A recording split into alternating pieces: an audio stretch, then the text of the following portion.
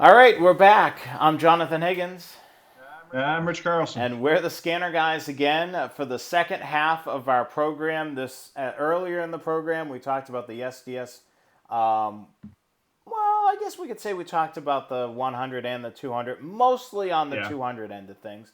So we're here to answer your questions on YouTube. You can live chat us through the comments, and we'll be happy to answer some of your questions in the second half. Next week's show, it'll be all combined together. We're learning, that's for sure. Yeah. And Yeah. so, Rich, anything going on in your neck of the woods, scanner related that you've been listening to, or? Well, we had the president here yesterday, and so I was able to catch Air Force One once or twice on talking to their traffic control. Got him on my radar box, and that's kind of it's always interesting to see Air Force One pop up on a computer.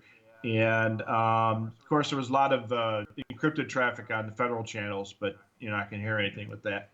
Yeah, that's for sure. You're not going to be able to hear a lot of the communications, of course, because it's encrypted. Yeah, absolutely. And that's just the nature of the beast these days. I've actually been inside a couple of their communications vehicles.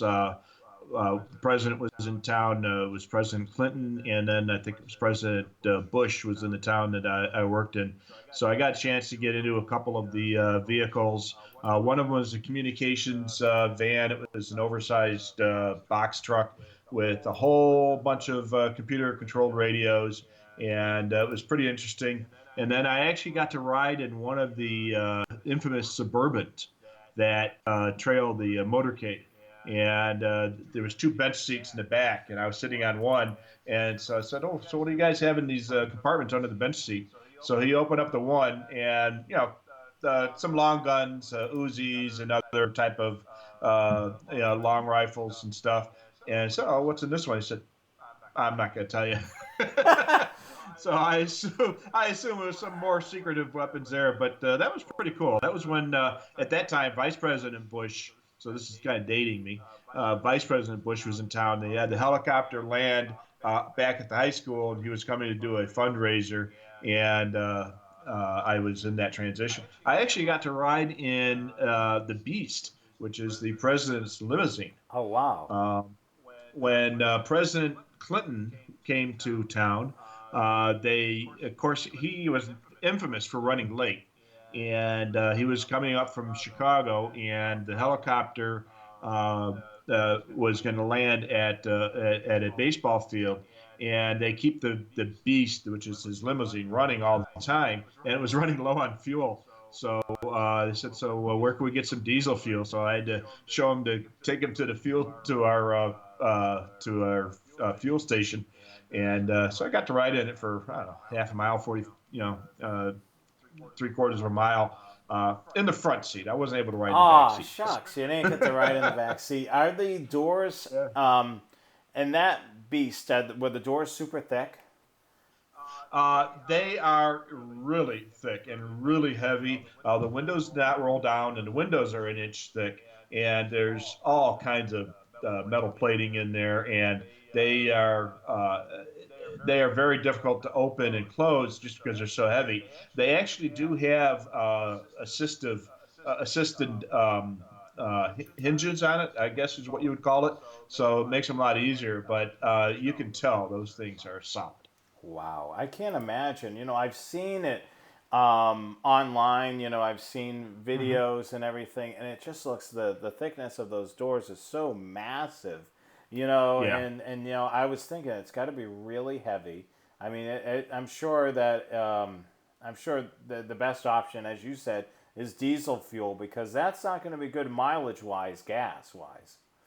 No, and it does have a somewhat limited range, and they do want to make sure it's kept fully fueled all the time. And that particular one, he was going to fly in on the helicopter and then drive out in the Beast back to Chicago. So they needed to make sure it was full, and of course they're not going to shut it off to save gas. They're going to keep it running. So just to be on the safe side, they plenty of time. They said, let's go and get this thing refueled. So I took them over to where we de-gassed up the police cars. We filled it up, and I don't remember if it was diesel or gas, but it was we filled it up with fuel, and they were going to come out with a credit card. I said, no, no, this is the city gas. We'll take care of it. Uh, And but it was cool, and it basically it's built on a truck frame, and it just looks like a car from the outside, but when you get up close to it, it's huge. It's much larger, wider, longer, and everything else. And it's basically built on I think it's like the Ford ones are built on like an F-350 chassis. So wow, isn't that crazy? The size of these vehicles. To protect. They're for yeah. protection. Looks like our live chat is working. Want to say good evening to Joe and Steve, and also to Rich, which is you. So good evening. Hey, that's Good me. evening to you guys, and so thankful that you guys are watching this evening. If you guys have any questions or comments, certainly put it right in those live comments. We would love to see them. Next week we will run a complete show with the live comments going. But yeah, we're really liking so far broadcasting on YouTube. I think it's going to be a good fit for us. Yeah, it's going to be pretty cool. And now that we've got the chat thing figured out and we got some of the technical things worked out, next week's show is going to be superb, and I think it's going to be much better. And now that we'll get everybody online at the same time, we won't have to do a second part like we did this time. Yeah. So yeah, if you guys want to comment or put some of your questions in there, we'll be happy to answer them. But Rich, you're just a fountain of stories. I mean, you've rode and the Beast. I mean, that must have been a Yep. pretty cool experience. Have you been up and close to any of the presidents? Being Um, working in law enforcement and also working a little bit on the fire end of things as well. yeah. I've I actually shook hands with President Clinton when he came into town. He did come out and talk to a lot of the guys working the detail outside. Seemed like a very personable guy. I mean, it was just briefly, he shook hands with about 15 or 20 of us out there. So that was pretty cool. I've actually seen Bush the first while he was still vice president. And then when Bush the second came through town, I actually saw him get out of the car. I didn't actually get a chance to meet him. I was detailed, but I've done a lot of the details when the presidents came to the town. The town that I worked in, almost all the presidents have been there because they do a lot of fundraisers up there. So I got to at least work on those details, which was pretty cool. Yeah, that's totally awesome, to be able to, you're working, but, you're able to see some cool stuff, be able to cover some great things. I know you Yeah. mentioned in the past you did several details for some Mhm. movie scenes. I mean, a lot of movies were shot in Illinois and the metro Chicago area. You've Yeah. mentioned Home Alone, the Blues Brothers. I mean, you've done some really cool stuff in your career as a police officer. Yeah, I was blessed to be able to do a lot of this stuff. The first big movie I worked on was the Blues Brothers, and they filmed a lot of that in the town that I worked in at the time. Some of the first chase scenes started there. The Curl Up and Die Beauty Salon was based on a salon in that town right there on one of the streets, and it was uh, it was pretty cool. And then while they were filming that, my buddy and I would go out chasing the production all over the place because it was such a huge deal. And of course, we had scanners and we were watching them and listening to them while they were doing a lot of the filming. So I watched them film a couple of the chase scenes. That one part where the police car with John Candy in it ends up in the truck. They filmed that on a kind of a stub end freeway near where I lived at the time, and we watched them film that. The part of the chase where all the cars are going off the side of the hill and then go flying off, that was filmed up in Wakanda, and we got to watch that. And then when I got hired in the other town, they worked on Home Alone, Uncle Buck, She's Having a Baby. Wow. Um, You know, there was that other. oh, I forget the name of the movie, but the guy, I don't know. There was a whole bunch of them. Well, that's really cool that you were able to be a part of that. It's really an Yeah. awesome experience to be able to the see these people up and close, especially. You told me, was it John Candy? Was very much a fan of the police, and he would make sure you'd Yeah. come over and say hello. Yeah, John Candy and Dan Aykroyd. They were both very personable when it came to that kind of stuff. John Candy was just a nice guy all together, and just a regular guy. And he checked in with the film crew and always with the cops and the firemen that were working the detail. And he was just a nice guy with everybody. Dan Aykroyd was probably still is. He's a huge cop freak, cop nut kind of guy. Yeah. And one of our guys was a badge collector, so they made a bunch of trades, and he ended up getting one of our badges. And of course, we gave him patches and stuff like that. And then I got to meet Kevin Bacon Yeah. when they were filming She's Having a Baby, and he was another great guy. Just was no, didn't put on any type of airs or anything like that. Was just real nice to all the guys working on the crew and stuff. He had his dog out there who was very well trained, a German Shepherd, and he would put a treat on the dog's nose. And the dog would just stand there, and then when he kind of gave a nod like this, he'd pop it up and eat it. It was just that kind of stuff. He was just a really great guy. That is super cool. So I'm looking at some of the comments, Rich. What do you see out Mm-hmm. there? You want to read some of them off to us? Yeah, sure. A bunch of people are saying it works. Thanks, Joe. Thanks, Steve. Yep. Um, and Justin says he did some great monitoring from the flyovers in Philly into Maryland. It was cool. I don't know if you've seen them, but we had a flyover here in Phoenix last week of Friday, I think it was Thursday, Friday, and it was a KC-135 from the Air National Guard unit at Sky Harbor Airport, and leading 7 F-35s and 7 F-16s out of Luke Air Force Base, which is just down the street from me. And that was pretty cool. I went to a spot, I don't know, about 10, 15 miles away from here, and stood out in the middle of the desert and watched them come out. And it was pretty cool to see that. They were flying low and slow, and it was just cool to see that. And of course, I heard them on the radio. I had the scanner with me, and I even took some video, and I got some radio traffic in the video. So that was fun. That is always cool to get some audio in the background of a video. I try to do that every so Yeah. often when I'm rail fanning. To be able to get some radio traffic over the radio to sync up with what you're basically seeing on screen. Oh yeah, absolutely. And that I love to watch train videos and airplane videos that have the scanner audio in the background. I just think that's. I wish all these live screens had scanner audio going because that I think is it adds so much to it. Um, so I did get a chance to do that. And personally, I like the big transport planes more than the fighters. I mean, everybody thinks the fighters are the total it's everybody's favorite. They're fast and sexy, but I kind of like the old, slow, big cargo planes. And so that's why I like the KC-135 and the C-130s. In fact, I've got a bunch of cargo planes models up there on my shelves. Yeah. So Uh, so yeah. Joe was asking about how often did we get to the horseshoe curve.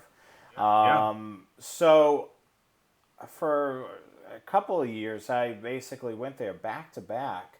Um, I live about from where I am in the Carolinas. I live about the same amount of distance I was from there in Massachusetts. I was planning on hopefully making a trip out there this year, but unfortunately, the COVID-19, stuff that's going on, it's just I don't think that's going to happen this year. And I believe the Horseshoe Curve at the Railroad Museum out there is still closed, from what yeah, I understand. That's always a favorite to go there, and of course any of the rail fanning spots along that corridor. But yeah, as of right now, I'm probably going to stay local for my rail fanning. But I'm yeah. hoping things will get better and be able to do some more rail fanning. I know, Rich. you're a little further away from the horseshoe curve than me, so Yeah, it's a little bit. it's not A as 3 day drive. not as frequent uh, for you. But you've done in your earlier years. I think even before you were married, you've done a lot of rail fanning, and you've been to a lot more spots than I have. Yeah, I spent a lot of time from the time I was about 16 when I first got my driver's license till up till the time I got married, and for a couple more years after that, I did a ton of traveling all over the country and all over Canada. And I've been to 49 states. I've been to all the states except for Hawaii. I've been to every province and territory in Canada except for none of it. And most of the time was doing rail fanning. And I mean, I've been to a lot of the big places. I've been to Cajon. I've been to Horseshoe Curve. I've been to the UP Main Line across Nebraska. I've done that a million times. I chased the CP and CN rail from Vancouver back to Winnipeg along the Trans Canadian Highway through Fraser River. A lot of that stuff. And nowadays, I do almost as much rail fanning as I used to, but I do it from right here. In the background, I've got the Flagstaff Rail Cam, and on that one over there, I've got Horseshoe Curve. So it, the cams make it a lot easier to rail fan right here from the office. That's for sure. And, having, a big shout out to our friends over at Railstream and Virtual Railfan just for giving us rail fans the ability to rail fan from far away. And also, has been a huge help during this crisis with COVID-19 in between Yeah. having the scanners to play with and also being able to watch the live cameras. It kind of is a escape. It's almost like you're literally Mhm. trackside being able to watch these cameras. I mean, it's such a great, cool Yeah. thing. And it's with rail fanning, which I posted in my blog. I've recently posted one. Why every rail fan should have a scanner. I mean, it's a perfect marriage of the two hobbies. I mean, being able to Hmm. hear activity on the radio if you're along a busy line or if there's track detectors, it's a great way to be able to hear what's going on. As we mentioned earlier in our first broadcast this evening, the 15X is certainly a really good scanner if you're looking to set up a Broadcastify stream for some of the railroads that are in your area. If you're looking for a portable, God, how many times have we mentioned the BC125AT? Oh, a million times, but it deserves every one of them. That is such an awesome rail fanning scanner, and I had that with me when I went to the flyover last week. And it's just so easy to dial up a frequency or add into to a bank. And the service search on that, especially for railroads, just works so well. It makes it life a lot easier. Yeah, and then we're seeing a lot of comments here about the aviation portion of it is certainly Hmm. works hand in hand with the scanner hobby. Just being able to listen to things at the airport. I drove over to the Charlotte International Airport, and there's this huge park that's literally you've got front row seats to watching planes land and take off, and there's a lot of people that are Yeah. there that are just sitting there watching it. Can you imagine if they had a scanner in their hand, they could hear all those communication channel changes as the planes Yeah. taxiing out of the where the hangar, and then heading to the runway, and then taking off, and then planes coming in and landing. I mean, the Charlotte International Airport's quite a busy airport. That's a Oh hub yeah. for American Airlines, right, Rich? Yeah, it started off with I think it was Piedmont, and then became U.S. Air, and then America West. Or it just there was so many different airlines. But yeah, that was a huge hub. In fact, that's where the plane that landed in the river off coming out of New York was on its way to Charlotte, because that was the big hub for what was it, U.S. Air at the time. Yeah. You guys, we've got the chat working right now, so feel free to post any of your comments, questions. We'll be happy to Hmm. answer them in the second half of this show. We're really enjoying, the YouTube experience. We're getting a lot of positive feedback. Video's great, audio's great.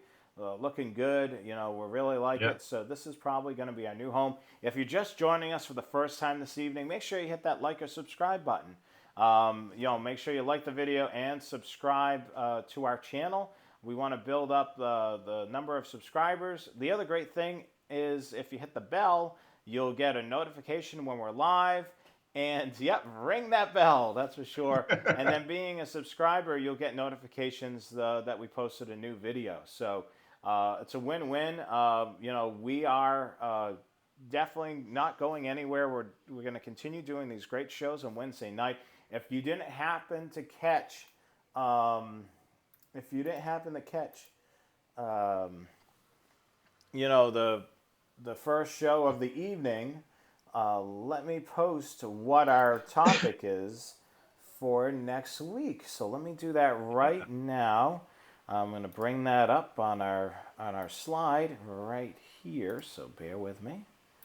All right. Well, Next week is May. Oh my word, Rich! I felt like we just started May. yeah, it's I don't know, the times, for being stuck at home like this, the time is flying.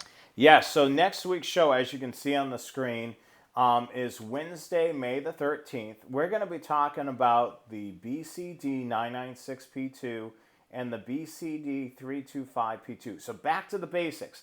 A lot of people, like the zip code scanners, and some rather do the programming by scratch. And these are what we call clean slate scanners. So we're going to be live on YouTube at 8 p.m. Eastern Time, 5 p.m. Pacific. Uh, we will post the link to the live broadcast. Um, I think we can still do it in this format. I'll double check it, but we'll post a Yeah. link to our channel, and you'll be able to pop it in there. At 8 p.m. Eastern Time, 5 p.m. Pacific, right here on YouTube. I got to get used to saying YouTube rather than Facebook. And as Yeah. always, the Scanner Guys are brought to you by Scanner Master. Do we have any more new comments in the feed there, Rich? Yeah, we have a couple of them. Hi to buddy Quincy from the Bay Area. He's one of our regulars. Um, John's from Irving, Texas. That's in the Dallas Fort Worth area, if I'm not mistaken. Um, and he likes the new channel. And let's see, Lincoln, our buddy Lincoln is in San Diego. We've talked to him before. Steve likes the F-35.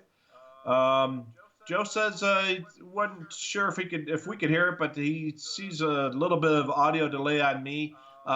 If there is any type of latency involved on the screen, we're really not going to be too much aware of it because we're actually talking 7, 8, 9 seconds ago. Yes. So The latency, it makes sense on Rich's end because he's broadcasting from Arizona, and then it's coming to our hub here in our master control here in north of Charlotte, North Carolina. So there's going to be a slight delay. Unfortunately, the scanner guys can't afford those fancy satellite feeds.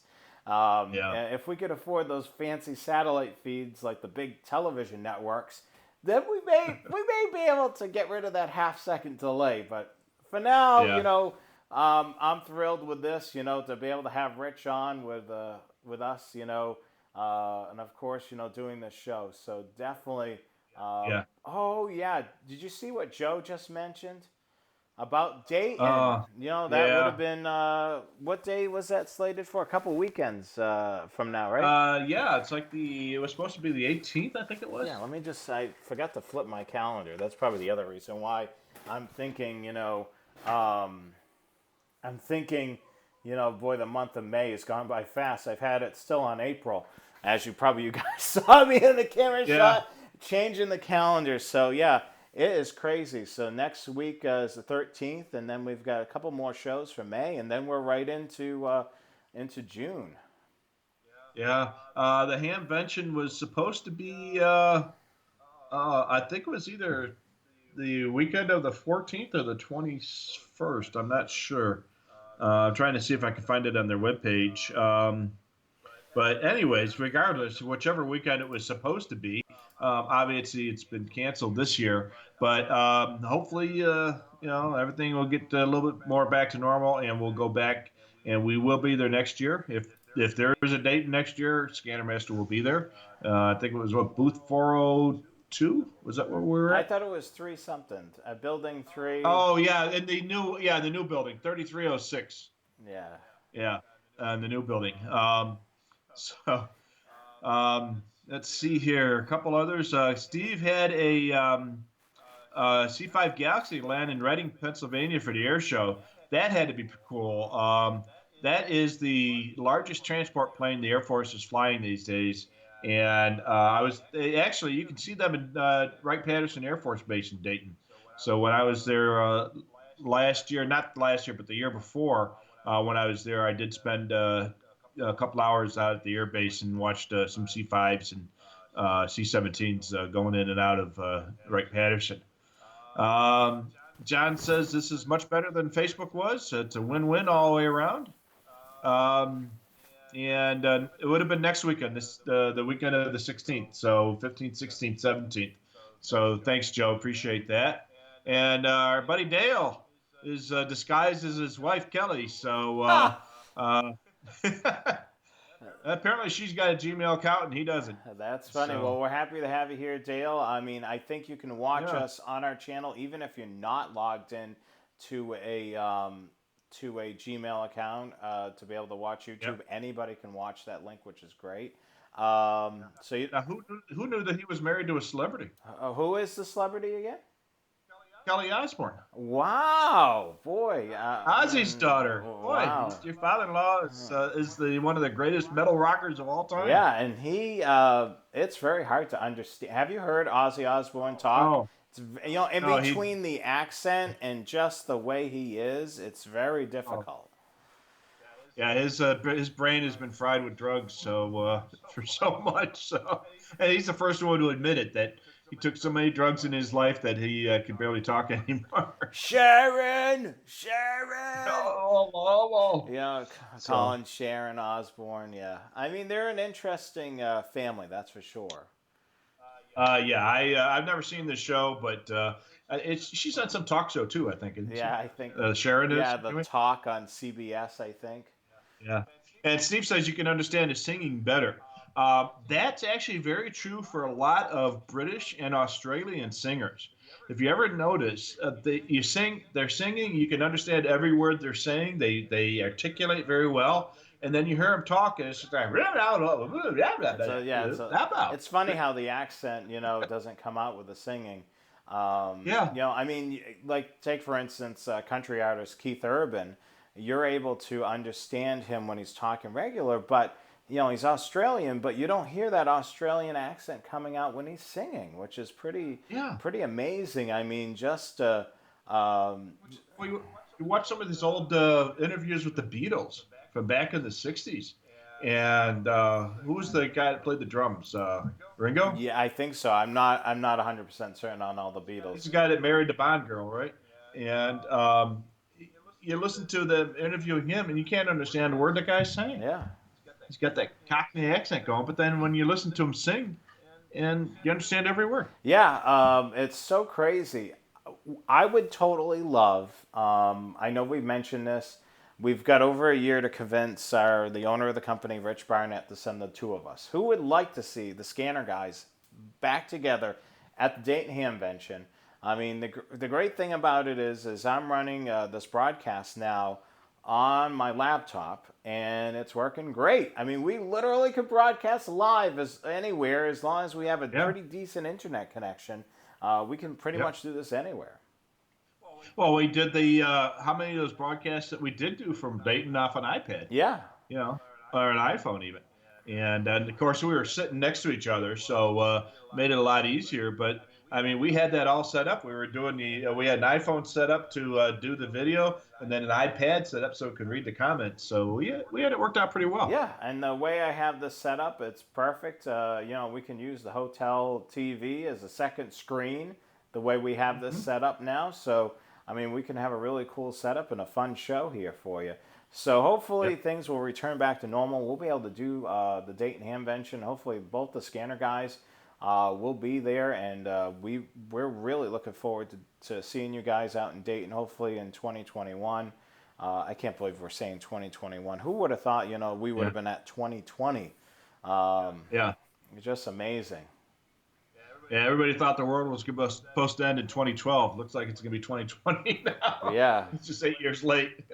and Dale is disguised as his wife. That's pretty cool. Well, Yeah. make sure your So wife likes and subscribes to the Scanner Guys channel right here, so she doesn't miss a broadcast as well. that's right. That's right. And say hi to Ozzy next time you see him. Yes, say hi to Ozzy Osbourne. That would be his father-in-law. That's for sure. Yeah. So John wants to live to the year 2100. Yeah, I think we all do. Although I think that's going to be kind of pushing it. Yeah, I don't even want to think how old we'll be if it was that year. 139. Oh yeah, so Yeah. Steve mentioned this is the latest thing that's going around. This is a funny show because we're all over the place topic wise. He mentioned Yeah. about those murderous hornets that are Oh, coming over here. That's not good. yeah. I remember the killer bees from a couple of years ago, and now we got the murder hornets. I think that's another Chinese import. Oh God. um, yeah, that's gonna be crazy. And from what I heard on that, they're supposed to kill all the honeybees, Oh, that's not good. and that means yeah, all the flowers are gonna die. Or I don't know. It's like I say, they said the same thing that we're all gonna die from the killer bees, and that didn't happen. Yeah, So well, hopefully that yeah, doesn't happen. I mean, the honeybees certainly do a lot, and they create honey.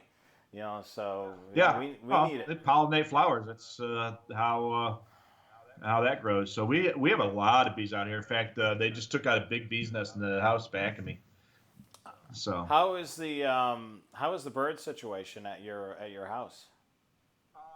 we just got we ordered from Home Depot. We ordered some of those ultrasonic bird uh, dispersers or bird scare things, and we got two of those. We put them on the front patio and the back patio. They arrived about an hour before our show, so I'll know tomorrow if they're effective. So what was going on at Rich's house is the birds see the reflection on his, the doors. So they keep Yeah. tapping whacking themselves on the door, thinking there's another bird. And I had one that just flew bam right into the thing because my windows got this reflective tape on them because it reflects the sun. And they help keep the house cool, but the darn birds see the reflection on it and they think somebody's encroaching in their territory. and little do they know it's the bird themselves. Oh yeah, we have them fly into their full strength, and we had one bird that flew into it and scared the heck out of me because it sounded like somebody broke the window. And I go out and look, and I look in the security camera. I can see a dead bird on my patio. And I'm like, oh, gee. Well, it wasn't dead. He was just stunned. Yes, you know. and Steve mentions that Windex commercial. That's certainly the issue that you've had with the Yep. windows so clean. Joe mentions something here. Boy, I like this because I'm seeing these comments real time. His question: would you want to live forever? My answer: not if my body continues to deteriorate. How Yeah. painful would it be to be 200 years old? Never alone a Oh. 1,000 years old. Well, Yes. at the rate I'm going, my body's not going to last nearly that long. Yeah, and even if it does, you're gonna be, in agony and slow as Yeah. can be. Oh yeah, yeah. The only way, if they can extend life is, for there's no reason a person couldn't live to be 120, 130 years old. Problem is who would want to live? The quality of life would be so terrible at that Yeah, and age. the other thing too is the Earth is already overpopulated as it is. Never mind the people Yeah, not dying off. That's not gonna be yeah, good. We're gonna run out of places to live. yeah. Maybe this. I hate to say it, but maybe a COVID-19 is like the great equalizer. Jeez. Yeah, Um, unfortunate. Yeah, so we're taking your comments and questions. We'll be here for a little bit longer before we wrap things up this evening. We are broadcasting on our very own YouTube channel, the Scanner Guys YouTube channel. So make sure you hit the subscribe button if you already haven't. Make sure you do that now. This is our new home. This is our own television network, you might as well say, Yeah. where you're going to be able to see, past shows, and you can actually, Yeah. SGTV. yes, and you can binge watch us. Oh dear, you can watch these videos back to back to back to back. You got to be really bored to do that, but some of you may actually love the show and be more than willing to watch 6 hours of the Scanner Guys. Yeah, and we've had people, ask. They call us all the time, ask if they can watch the reruns of our shows. And yeah, you can. You can go to this channel and see the refunds, and we'll continue doing that here on YouTube. You can go back and watch the show we did earlier about the SDS 200 and somewhat of the SDS 100, and go and replay that show. In fact, you can watch it over and over and over again if you want. Yeah. And the other thing too with those radios, we're going to be getting some more of those in. The inventory has been a little bit depleted, as we mentioned. Just because of the COVID-19, operations and manufacturing has been somewhat limited. So, from the manufacturing standpoint to shipping and all that is been quite a thing with these radios. But we're going to be getting more of those in stock. So. Yeah. The SDS 100 and 200 certainly are very awesome radios. And that video we went over basically how they like the benefits to them, some of the odd Mhm. entities of the radios. A really interesting broadcast. So if you missed it, Yeah. certainly definitely watch it. It's now up on our channel, so you can watch that video and let us know what you think next week. You can post your questions or comments in the comments right now. What are some shows that some of you would like to see Mhm. coming up? Well, one thing to do too is if the radio that you want is out of stock when you go to look for it, like if you're looking for an SDS 100 now, down at the bottom of that sale page, right below where it shows add to cart, there's a button there that says email me when back in stock. You pop your email address in there and you'll get an email and you'll know about it coming back in stock probably before even you and I will Yeah, because let me. it's done automatically. Rich, I forgot to even mention that. So let me do the screen sharing so we can show the Sure. audience what we're talking about here. So I'm gonna switch that over to here. So what I have it on right now is I know that we have the SDS 100 out of stock. So you can see right here we're on the product page. It shows it's out of stock for stock status. We still have free shipping on this product when it's back in stock. If I scroll down just a little bit, you see right here where it shows to the right of add to cart, it's got this blue button, email me when back in stock. This is tied to our inventory system. So if I click on this link, it'll bring me to this page where you can just pop in your email address and hit submit. And then as soon as this product is back in stock, we will email you. This is one of the great things with our website, just being able to have that ability to get an email as soon as it's back in stock, especially once these radios get back into stock, especially the 100. It's been out of stock for quite a while, so there's going to be a lot of people chomping at the bit to order this. So if you sign up for this notification, you can, if you're ready to pull the trigger and order it, the second you get that email, place your order right away because, there may be a rush on this, once they become back in stock. As when things are out of stock, people want it. So it's certainly, the height of demand. Well, I just received an email from our buddy Joe, who actually used the three-wire connector on his mobile scanners, unit and scanners. Yeah. So at least one guy that I know of has used that. I've We were used, talking about that earlier. I have used that cable. The other reason why I use that cable occasionally, and I forgot to mention this, is it's a more of a secure connection in the back of the radio. Because Yeah. it's got that three-prong connection, it really locks into the back of the unit and radio. That's one of the reasons why I'll use that. I'll just leave the light control, which what is that? The yellow or orange? I can't remember. Orange. Yeah, Yeah. I just tie the tape the end of that off so it doesn't hit anything, Mhm. and I'm just using the red and the black. That's the only time that I've ever used that because Yeah. it's more of a secure connection. Right. Well, that's why for my scanner rack, I use the DB9 connector on the back of the radio for the unit and scanners because it's a much more secure connector than that. I think it's called Herotz or Hertz connector on the front of the 996 XT and 996T type scanners. Oh yeah, and the Um, and some of your and of course your 15X's, you know. Yeah, my 15s, 15Xs, and 996s. And so basically, what it is, it's a USB 1 cable with the end chopped off and replaced with the DB9 connector. It works great and much more secure. Joe says we should do an antenna show. That is actually right there at the top of our list of potential targets, topics. So, yeah, we will definitely be doing an antenna show. How many of you Um, are going to be working on an antenna project relatively soon? Because that could be good timing. You know, spring yeah. is here. For the most part, weather is getting better for everyone. The rainy season. A lot of times is April. So May, Mhm. you start to get some of those warmer temperatures. You start thinking about doing some work on the outside of the home or in the attic before it gets too warm.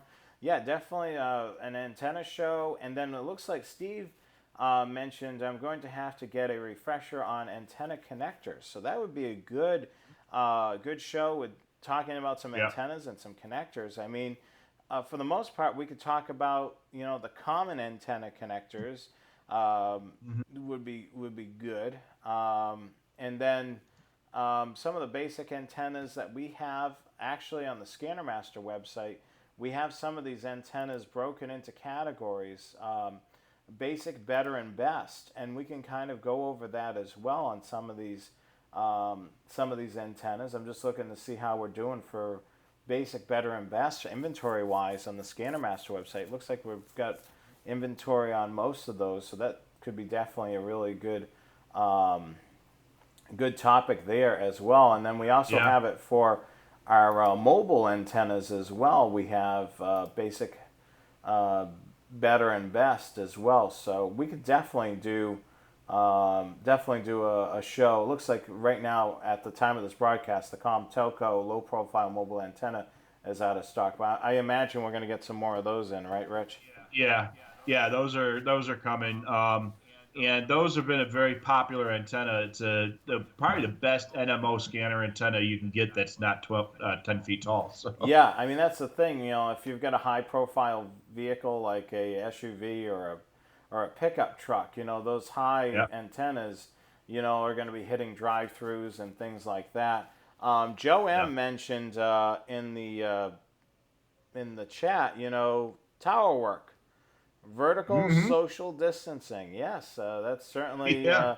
certainly social distancing there. But whenever you work on a tower or an antenna, you should have a buddy with you to make sure Yeah. nobody falls out. You still can be 6 feet apart.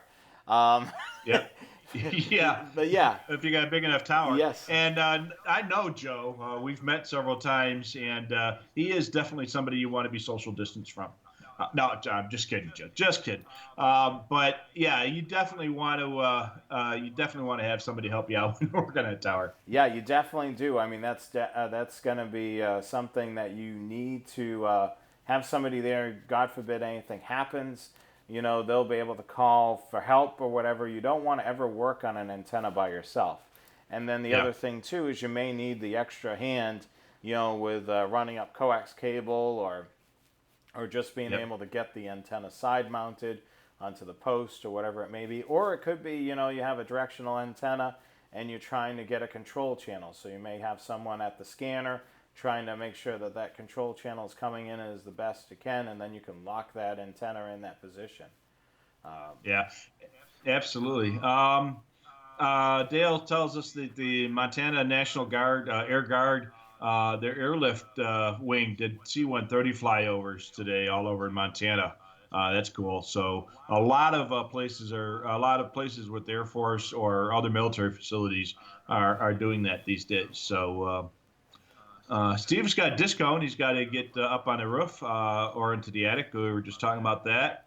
And we could probably do, Joe says we could probably do 3 shows on antennas: base antennas, mobile antennas, and portable ones. Yeah, we definitely can.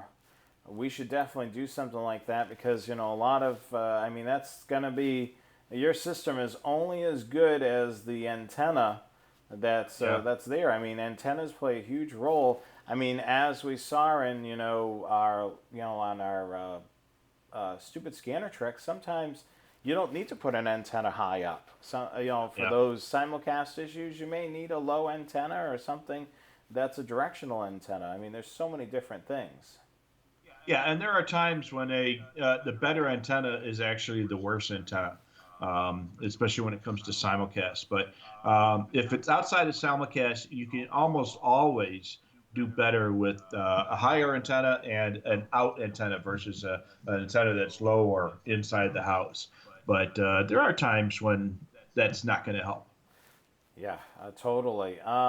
Any other questions or comments this evening? This is the second half of the Scanner Guys tonight. Yep. Next week it'll be a full, complete show altogether. Now that we've got the comments working, Yep. and we're really looking forward to doing this on YouTube. I think this is going to be a lot of fun. So if you're just joining Yeah. us, make sure you subscribe to the channel right now. We want to see those subscriber numbers go up. And then you'll get notifications of when we're broadcasting or when there's a new video posted. Yeah, absolutely. I turn on the ceiling fan. It's starting to get a little warm in here. It's 102 outside today, so it's just getting a little warm. So, Rich, let's post some of those slides we typically post during this point in the show to remind people about some of the cool stuff that we have, and we want to Hmm. remind you of the things that we are promoting. So we did a show last week. It was awesome. We talked about road food. We also highlighted some of your stupid scanner tricks and your shack photos. We want to see more of those. We really want Yeah. to see what you guys are up to with your stupid scanner tricks and your shack photos. You want to email them to the email address on your screen. That's thescannerguys@gmail.com. Thescannerguys@gmail.com. If you have questions, scanner related questions, you want to make sure that you email them to this email address that's on the screen now. It's support@scannermaster.com. That email address is monitored 24/7.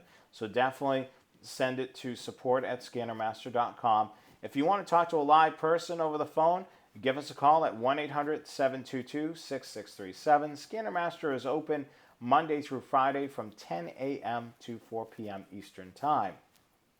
And then, as always, you can shop Scannermaster 24/7 online at scannermaster.com. If you need help ordering, you can also call that 1-800 number as well, 1-800-722-6637. And we want to remind you next week's broadcast is Wednesday, May the 13th, live right here on YouTube, 8 p.m. Eastern Time, 5 p.m. Pacific. And we're going to be talking about the Uniden Bearcat BCD 996P2 and the BCD 325P2 back to basics. Those are what we call clean slate scanners. So they're not the zip code scanners that we're talking about a lot. These are some really cool scanners. If you're wanting to build your programming from scratch, these are the radios that you want to take a look at. They also have capability of doing DMR, Pro Voice, and NextEdge.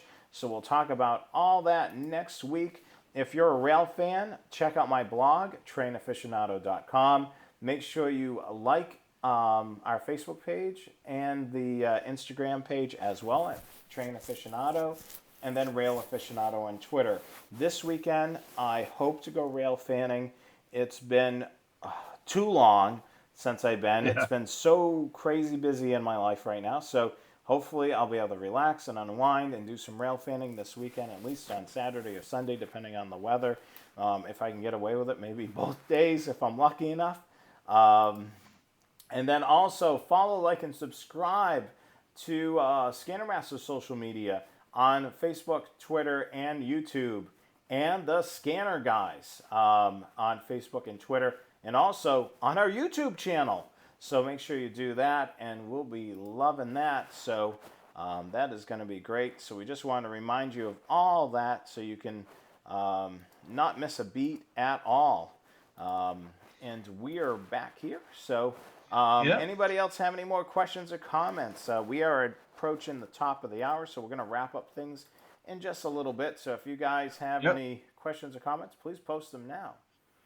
We got a question about where to send the SDS for future updates.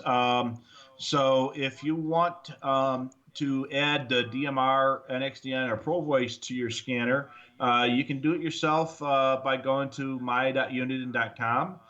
If you prefer to have us put it in there for you when you buy the radio, we can do it before we send it. Otherwise, you can send the scanner in to us, and we can add the updates to it and send it back to you. It's going to cost you a little bit extra because you got to pay for shipping and there's a service fee and chart involved with it. But there are some people who just don't want to do those type of updates themselves, and we'll be glad to do that for you. But if you're, if you want to do it and you want to save yourself a few bucks, you can go to my.uniden.com and purchase the update keys from there directly, and then enter those into your radio. And again, like I say, we'll be glad to do it for you if you want to pay a little extra for it. And Joe says it's been working pretty good there, Sue. So looks like YouTube has been very good for us. Yeah. So hopefully, YouTube will be the place where we broadcast from now on. We will post next week's scheduled broadcast link on social media so you can be ready for it and be checked in. But it's going to be a good show. I really think, talking about the 996P2 and the 325P2, we'll have them out. Maybe we'll point out a few things on the radio that are unique and different. And we will give you an overview of these radios. And they're not expensive. So if you're not in an area where there's simulcast issues, this is certainly a radio that you can consider. Yeah. They're still very relevant scanners and a lot of fun to program because, it's a clean slate scanner. So you can build your programming from scratch. Yeah, absolutely. And it really, the programming on it isn't really that hard. And again, we offer a programming service, so we could do that for you. But we do recommend that if you have the ability to do it, do your own programming. And that's the easiest way to learn is to actually do it. The radio does come with a pretty decent manual. There are the easier to read manuals for these scanners as well. All the radio information is available at Radio Reference and other places online. So there's no reason why you couldn't do that yourself. We sell the software for those radios, so if you want to use a computer to do it, you can do that as well. And the neat thing about the ArcXT software is it'll work for both the 396, the 325, and the 996, and you can share files back and forth. Yeah, and that's great. You can literally, if you own both radios, you can have them set up in the same fashion. The thing that we'll go over next week is a little bit of the dynamic allocated memory system. Once you have your head wrapped around that type of memory structure, it'll all fall together. That's the thing when I talk to our customers over the phone. I go over typically what the Uniden programming structure is. It's a dynamic allocated memory system on the Whistler GRE/Radio Shack radios that are non-zip code based. They have an object orientated, so it's slightly different memory structures. That's why when we had customers cross over from one manufacturer to the other, it's like, whoa, because it's a totally different process and programming and a totally different memory structure to wrap your head around. So anything that you've learned from one manufacturer's setup to another, you got to throw out the book on that and start from scratch. Or if you try to apply, one memory structure to another, it's not going to cross over. You really need to, spend some time reading the manuals or watching some of our YouTube videos, going over how to program these radios.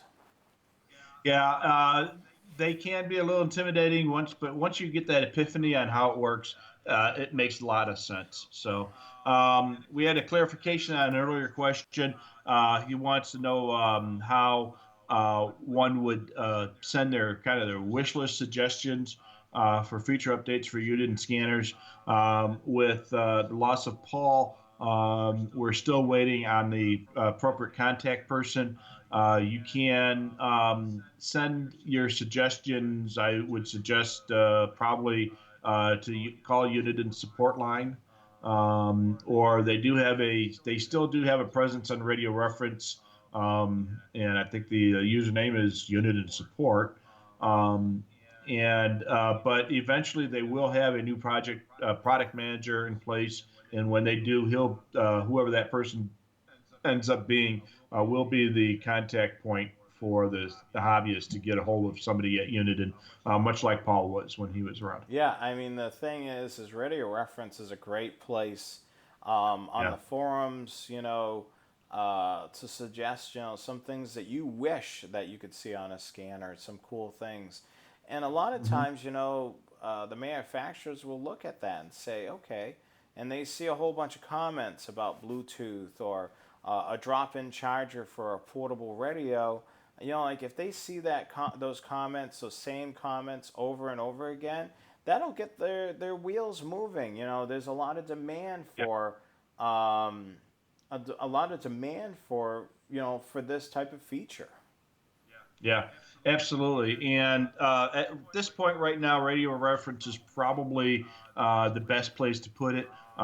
Just remember that with any wide um, area that, some of the comments can be kind of harsh at times. So don't be surprised, and don't have your feelings hurt if people kind of jump on you for that. So if you have a kind of a thick skin, you'll be all right. Yeah, with the Scanner Guys family here, you can post your questions. No question's a dumb question. We're here to help you. We want to make sure that that your scanner experience is great, and we're gonna be honest with you. We're gonna tell you, like if you're looking for something for your scanner, we're gonna be upfront with you. We're gonna tell you what you need. Anytime that you call Scanner Master, we're not gonna upsell you just for the sake of upselling you. We're gonna find you the best scanner for you. Yeah. In some cases, it may be the STS 100 or 200, but it's not going to be our go-to scanner every time someone calls because it's the most expensive. Yeah. We're going to look at what you're listening to, what you're going to need. You may not need that type of radio. You may have other options. So, Yeah. I mean, it doesn't mean that the most expensive scanner is the best scanner. It means, we need to find the best option for you, the user. Yeah, absolutely. And if you can get a buy with a less expensive scanner, we'll tell you. And we'll tell you, we'll tell you that any scanner will work. You can get away with the least expensive one, or you need one that does this or that. But we're not going to sell you the most expensive scanner unless it's the one that you actually need to have. If it's one that'll work, but there are other scanners that are less expensive that will work, we will tell you that. That's for sure. I mean, that's the thing we pride ourselves with being honest with our customers, and that carries over to our broadcast. Rich and for myself and Rich, we want to be honest with you. We want to give you good, reliable information, and so you can have the best experience in this hobby. It, Yep. and in any way, it is an expensive hobby. It's not a cheap hobby by any means, especially if your area is gone digital. I mean, it's becoming a hobby that you're investing into. Yeah, and especially when you're getting an SDS 200 or 100, that is really an investment, and it's more than a toy. Yeah, it's an investment. And the neat thing about the SDSs is the fact that they are upgradable in the future means that you're not going to lose your investment.